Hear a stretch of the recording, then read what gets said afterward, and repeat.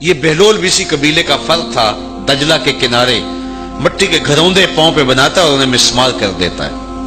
وہ کبھی آپ نے دیکھا ہوگا کہ بچے ریت میں اپنا پاؤں رکھ کر کے اوپر سے ریت تھپک لیتے ہیں اور پھر پاؤں ہولے سے نکال لیتے ہیں، بچ جائے تو بڑے خوش ہوتے ہیں، اور جب کھیل ختم ہو جاتے تو اسے گرا دیتے ہیں اپنے ہاتھوں سے۔ بہلول بھی اسی شغل میں لگا ہوا ہے۔ بہلول یہ کام کر رہا ہے، گروندے بناتا ہے گراتا ہے، گروندے بناتا ہے گراتا ہے۔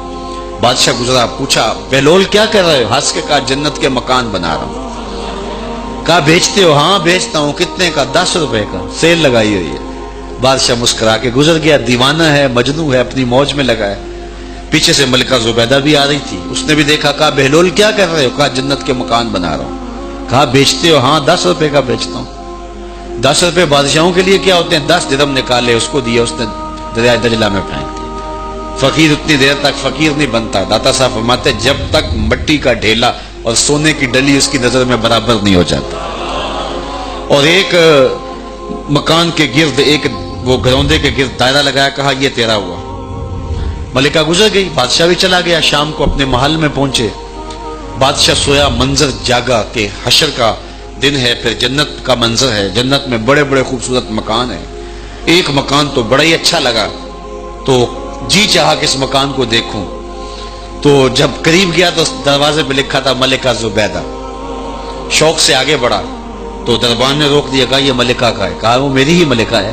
کہا دنیا کے ضابطے اور ہیں، آخرت کے ضابطے اور ہیں۔ بادشاہ کی آنکھ کھل گئی، بے چین ہو گیا، ملکہ کو بیدار کیا، کہا تو کون سا نیک عمل کیا ہے؟ میں نے جنت میں تیرا یوں مال دیکھا۔ ملکہ کہنے لگی وہی معمول کی نمازیں، وہی سب کچھ، کوئی نیا کام تو میں نے کیا نہیں۔ ہاں یاد آیا، کل گزر رہی تھی، دجلہ کا کنارہ تھا، وہ جسے لوگ مجذوب کہتے ہیں، وہ جو دیوانہ کہلاتا ہے، وہ بہلول، وہ جنت کے محل کہتا تھا وہ بنا رہا۔ میں نے کہا چلو کوئی بات نہیں، فقیر ہے، 10 روپے کیا ہوتے ہیں، تو میں نے 10 روپے کا ایک محل خریدا تھا۔ بادشاہ سر پکڑ کے بیٹھ گیا، وہ تو مجھے بھی کہتا تھا۔ میں دیوانے کی بات سمجھ کے گزر گیا۔ اگلے دن بادشاہ قصدن گزرا۔ جب قصدن گزرا نا تو دل دھڑک رہا تھا کہ کہیں مجذوب پھر آج مل جائے اور اسی موج میں ہو تو کام بن جائے۔ دیکھا تو بہلول وہاں بیٹھا ہوا ہے، آگے بڑھ کے دیکھا تو کام بھی وہی۔ بادشاہ پھر رک گیا، پوچھا بہلول کیا کر رہے ہو؟ اب دل دھڑک رہا تھا کہ مجذوب ہے، کوئی اور بات کہہ دے تو چلو اچھا ہو کہ وہی جواب دے دے۔ اس نے وہی جواب دیا، جنت کے محل بنا رہا ہوں۔ بادشاہ کا کچھ دل ٹھہرا، پھر کہا اچھا بیچتے بھی ہو؟ ہاں ہاں بیچنے کے لیے بنا رہا ہوں۔ بادشاہ ادھر جیب میں ہاتھ ڈال رہا ہے اور ادھر پوچھ رہا ہے کتنے کا؟ کہا آدھی حکومت لگے گی۔ کہا کل تو 10 روپے کے بتا رہے تھے۔ کہا کل تم نے دیکھا نہیں تھا، آج سودا دیکھ کے لے رہے ہو۔ اللہ تعالیٰ ارشاد فرماتا ہے انما تنذر من اتبع الذکر وخشی الرحمن بالغیب، جو ان ڈٹھے سودے کرتے ہیں، جو بغیر دیکھ کے کرتے ہیں۔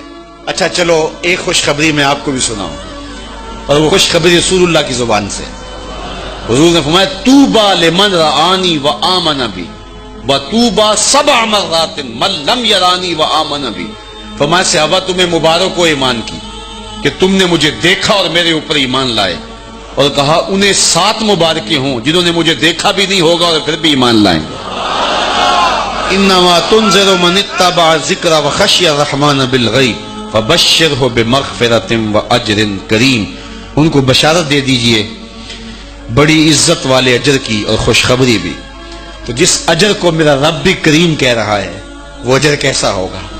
تو یہاں تو لہجہ دم توڑتا ہے اور الفاظ ساتھ نہیں دیتے کہ اجر کریم کی کیا تعریف کریں جس اجر کو میرے رب نے بھی کریم کی صفت سے موصوف کر دیا ہے۔